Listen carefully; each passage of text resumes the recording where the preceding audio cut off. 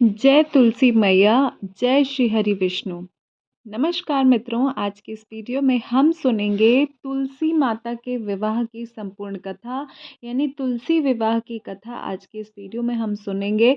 उम्मीद करती हूँ कि मेरे द्वारा वर्णित ये विवाह कथा आप सभी को पसंद आएगी।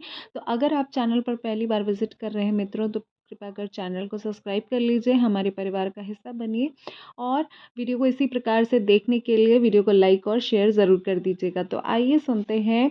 ये वस्तुतः ये जो तुलसी विवाह की कथा होती है, ये हम देव उठनी एकादशी के दिन या हरि प्रबोधिनी एकादशी के दिन सुनते हैं। लेकिन इस कथा को अगर आप विवाह कर रहे हो कार्तिक मास की पूर्णिमा के दिन, तो इस कथा का श्रवण आप कर सकते हैं। जब इस कथा का आप श्रवण करें तो हाथ में कुछ फूल ले लें, कुछ दक्षिणा ले लें और उसके बाद कुछ मीठा ले लें। मीठा आप कुछ भी ले सकते हैं और उसके बाद इस कथा को आपको सुनना चाहिए। तो आइए सुनते हैं माता तुलसी के विवाह की कथा, और ये पौराणिक कथाओं में से एक। भगवान शिव ने एक बार अपने तेज को समुद्र में फेंक दिया था, जिससे एक महातेजस्वी बालक जिसका नाम जलंधर था वो उत्पन्न हुआ। इस बालक का नाम था जलंधर, जो विशेष जलंधर अर्थात जल से उत्पन्न होने वाला जलंधर आगे चलकर बहुत ही पराक्रमी दैत्य राजा बना। जलंधर की बहुत ही राक्षसी प्रवृत्ति थी, क्योंकि उसके जो गुरु थे वो दैत्यराज के गुरु यानी अर्थात जो दैत्यों के गुरु शुक्राचार्य थे। इसी कारण से वो राक्षस प्रवृत्ति में प्रलग्न था। जलंधर का विवाह दैत्यराज कालनेमी की कन्या वृंदा से हुआ था। एक बार जलंधर ने माता लक्ष्मी को प्राप्त करने की इच्छा से उसने युद्ध किया था, लेकिन समुद्र में बी उत्पन्न होने के कारण माता लक्ष्मी ने जलंधर को अपने भाई के रूप में स्वीकार किया था। जलाबंधन पर पराजित हो जाने पर वह वहां देवी पार्वती को पाने की लालसा से कैलाश जा पहुंचा। इसके बाद जलाबंधन भगवान शिव के रूप धारण करने पर माता पार्वती के पास पहुंचा और माता पार्वती से अपनी पत्नी बनने का आग्रह करने के लिए वहां पर पहुंचा था। वो चाहता था कि माता पार्वती उसकी पत्नी हो जाए। लेकिन माता पार्वती ने अपने योग बल से उसे तुरंत पहचान कर और माता पार्वती वहां से तुरंत अंतर ध्यान हो गई। वहाँ जो जलंधर था वो भगवान शिव के साथ युद्ध करने लगा, क्योंकि वह चाहता था कि माता पार्वती उसको पत्नी के रूप में प्राप्त हो जाए। देवी पार्वती ने इधर अंतर्ध्यान हो जाने के बाद भगवान विष्णु को ये सारा वृतांत कह सुनाया और उनको आज्ञा दी। माता पार्वती ने भगवान विष्णु को आज्ञा दी कि आप इसकी पत्नी वृंदा का पतिव्रत धर्म को नष्ट करें, और उसके पतिव्रत होने की जो शक्ति है उसी के कारण जलंधर इतना शक्तिशाली है। उसी के पतिव्रत धर्म की शक्ति से जलंधर न तो मारा जाता है और न ही पराजित होता है। इसीलिए जलंधर का नाश करने के लिए वृंदा के पतिव्रत धर्म को नष्ट करना, उसको भंग करना बहुत जरूरी है। इसी प्रकार का वार्तालाप माता पार्वती भगवान विष्णु के साथ कर रही थी। इसके बाद भगवान विष्णु एक ऋषि का रूप धारण करके वन में पहुंचे, जहां वृंदा भ्रमण कर रही थी। भगवान विष्णु के साथ दो राक्षस भी वहां पहुंचे, जिन्हें देख कर वृंदा भयभीत हो गई। फिर भगवान विष्णु जो ऋषि के रूप में थे, उन्होंने वृंदा के सामने पल में दोनों को भस्म कर दिया। इसके बाद ऋषि ने वृंदा को कैलाश पर्वत पर महादेव से युद्ध कर रहे अपने पति जलंधर के बारे में पूछा। अर्थात जो विष्णु भगवान वहां पर वृंदा के पास आए थे, वो विष्णु भगवान ब्राह्मण के रूप में आए थे और ब्राह्मण देव से वो पूछने लगी कि मेरे पति का जो भगवान शिव से युद्ध चल रहा है उसमें क्या हुआ। ऋषि ने अपने माया जाल से दो वानर प्रकट किए। एक वानर के हाथ में जलंधर का सिर था तथा दूसरे वानर के हाथ में जलंधर का पूरा शरीर था।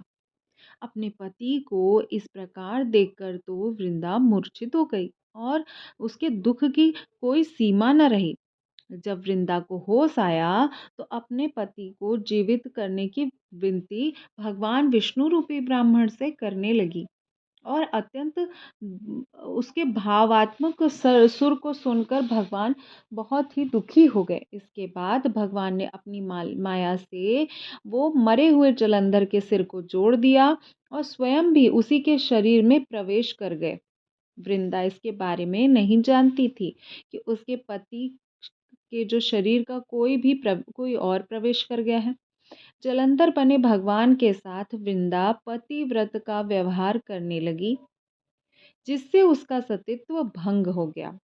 ऐसा होते ही उधर कैलाश पर वृंदा का पति जलंधर युद्ध में मारा गया और जलंधर की मृत्यु हो गई।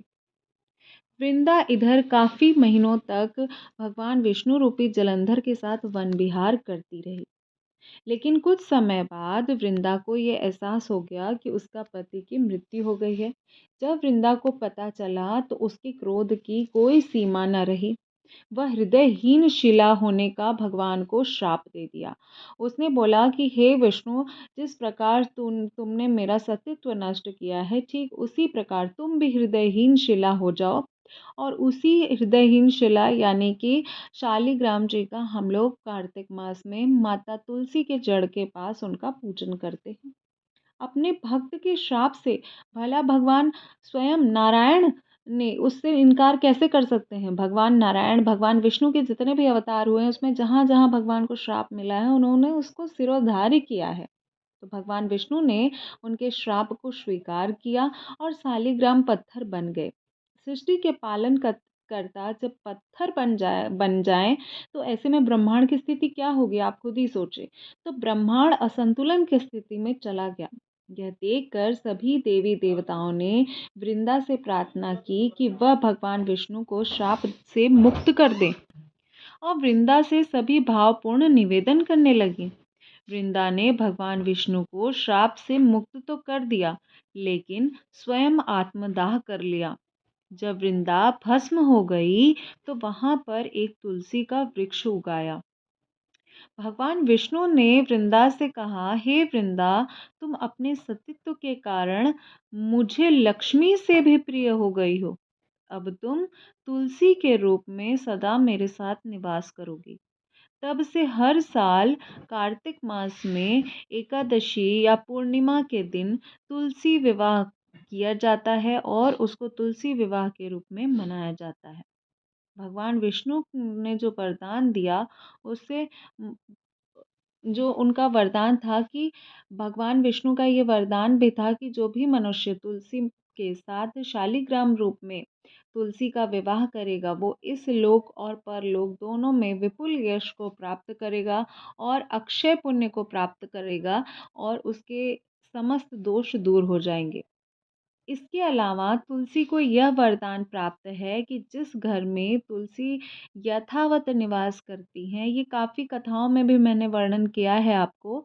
और कार्तिक महात्म्य अगर आपने नहीं सुना तो आप सुन सकते हैं, प्लेलिस्ट भी चेकआउट कर सकते हैं कि जहाँ माता तुलसी का निवास होता है वहाँ पर यम के दूत भी असमय नहीं जा सकते, अर्थात यम को भी वहाँ जाने की इजाज़त नहीं है। यमदूत तो बहुत दूर की बात हो गई। मृत्यु के समय जिसके प्राण मंजरी रहित तुलसी और गंगा जल मुख में रखकर निकल जाते हैं, वे पाप से मुक्त हो जाता है। उसके कई जन्मों के पाप जो होते हैं वो नष्ट हो जाते हैं। अगर तुलसी मंजरी यानी तुलसी का फूल अगर किसी के मुख में रखा जाए, गंगा जल को मुख में रखा जाए तो उसको फिर जीवन रूपी इस जन्म मरण के चक्कर से उसको मुक्ति मिल जाती है। जो मनुष्य तुलसी व आंवले की छाया में अपने पितरों का श्राद्ध करता है, उसके समस्त पितृ जो है वो मुक्ति प्राप्त कर लेते हैं। इस प्रकार से थी तुलसी विवाह की यह महत्वपूर्ण कथा।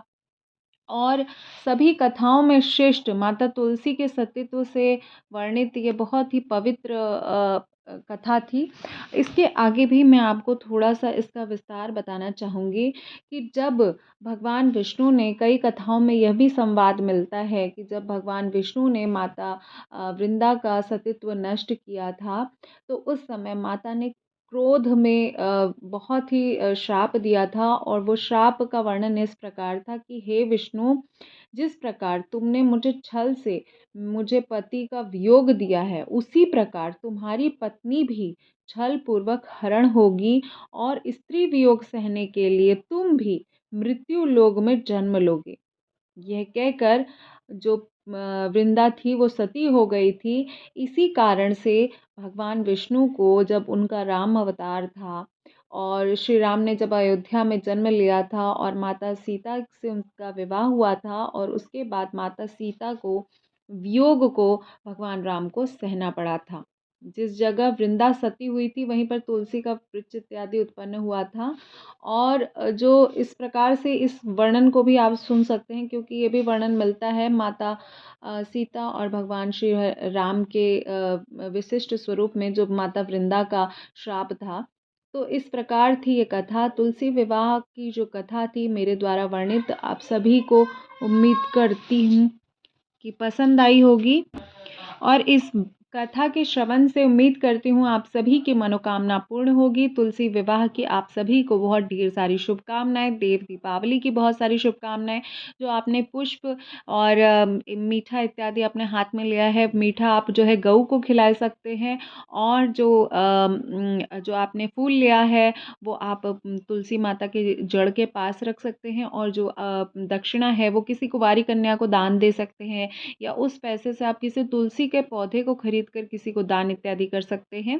इस प्रकार से आप भोजन भी करा सकते हैं इसके बाद। और इसके बाद माता तुलसी के विवाह की कथा सुनने के बाद आपको माता तुलसी की आरती करनी चाहिए और भगवान शालिग्राम के साथ, विग्रह के साथ उनका विस्तार पूर्वक उनका विवाह करना चाहिए। और अब मिलेंगे इसी प्रकार के किसी नेक्स्ट वीडियो में आध्यात्मिक यात्रा में। अगर आप इसी तरह बने रहना चाहते हैं तो प्लीज़ चैनल को सब्सक्राइब कर लीजिएगा, हमारे परिवार का हिस्सा बन जाइएगा। और वीडियो पसंद आया है तो लाइक शेयर ज़रूर कीजिएगा। आपका एक लाइक हमें बहुत ही ज़्यादा प्रेरणा और ऊर्जा प्रदान करता है, तो उम्मीद करती हूँ आप वीडियो को लाइक ज़रूर करेंगे। मिलती हूँ इसी प्रकार के नेक्स्ट वीडियो में। जय माता तुलसी।